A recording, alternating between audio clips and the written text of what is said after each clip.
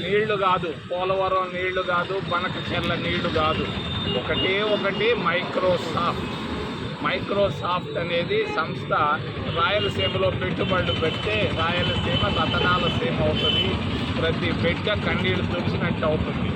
మరి మోడీ దాన్ని మోసం చేస్తున్నాడు, గుజరాత్కు తీసుకెళ్ళాలి. చంద్రబాబు నాయుడు ఏం మాట్లాడలేకపోతున్నాడు, ఢిల్లీలో అర్ధరాత్రుల్లో అమిత్ షాని కలుస్తున్నాడు.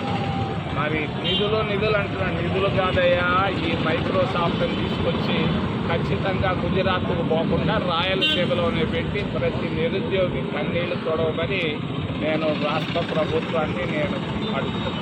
సార్, విఐపి బ్రేక్ దర్శనాలపైన మీ కామెంట్ అండి. విఐపి బ్రేక్ దర్శనాలు టీడీపీ బ్రేక్ దర్శనాలు అయిపోయినాయి, బీజేపీ బ్రేక్ దర్శనాలు అయిపోయినాయి. మొత్తం దాదాపు వేల సంఖ్యలో ప్రతిరోజు ఇస్తున్నారు. టీడీపీ సిఫారసుల్ని టీటీడీ తీసుకుంటా ఉంది, భారతీయ జనతా పార్టీ సిఫారసుల్ని మరి టీటీడీ తీసుకుంటా ఉంది. ఇది అన్యాయం, అధర్మం. ఈ విధంగా పాలించడం సబబు కాదు. ఖచ్చితంగా అందరికీ ఇవ్వాలి బిగినింగ్ బ్రేక్ దర్శనాలు. బిగినింగ్ బ్రేక్ దర్శనాల్లో నేను చూశాను, బంగారు గాజులు కనపడటం లేదు, వజ్రాల గాజులే కనపడుతున్నాయి, కోటీశ్వర్లే కనపడుతున్నారు.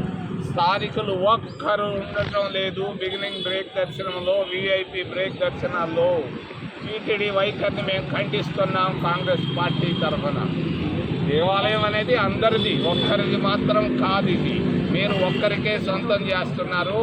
మరి ఇంకొక విషయాన్ని కూడా చెప్పదలుచుకున్నాను. ఖచ్చితంగా టెంపుల్ లోపల మరి ప్రీస్టుల కంటే పోలీసులు ఎక్కువ కనపడుతున్నారు.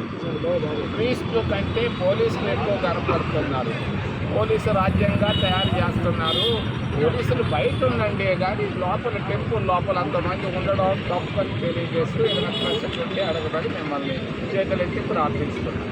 కాంగ్రెస్ పార్టీ పట్ల టీటీడీ వైఖరిస్తున్న విధానం పట్ల మీ కామెంట్. కాంగ్రెస్ చాలా చిన్న చూస్తూ ఉంది. తిరుపతి దేవస్థానం కాంగ్రెస్ వాళ్ళకి ఒక్కరికి ఇవ్వటం లేదు, మమ్మల్ని అంటరాని వాళ్ళుగా చూస్తున్నారు. తిరుపతి దేవస్థానం మరి పాలక మండలి అధికారులను తెలియజేస్తారు.